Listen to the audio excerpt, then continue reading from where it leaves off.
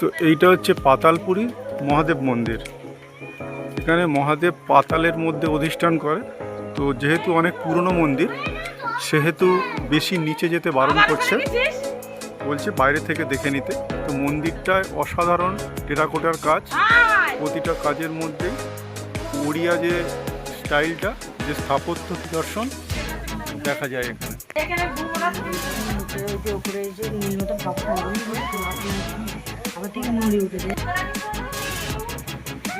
জগন্নাথ দেব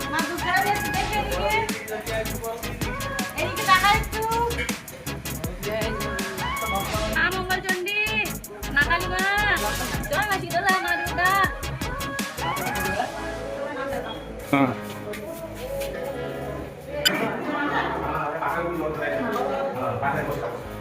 নামটা কি?